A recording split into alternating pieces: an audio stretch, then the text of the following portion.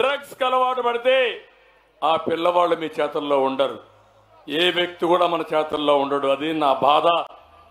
జాతిని నిర్వీర్యం చేసి జాతికి ద్రోహం చేసే వ్యక్తి ఈ జగన్మోహన్ రెడ్డి. అందుకే నేను మిమ్మల్ని అందరినీ అడుగుతున్నా, మీరు కూడా ఆలోచించుకోవాల్సిన అవసరం ఉంది. రాష్ట్రాన్ని ఇలాంటి దొంగల పరం చేస్తారా?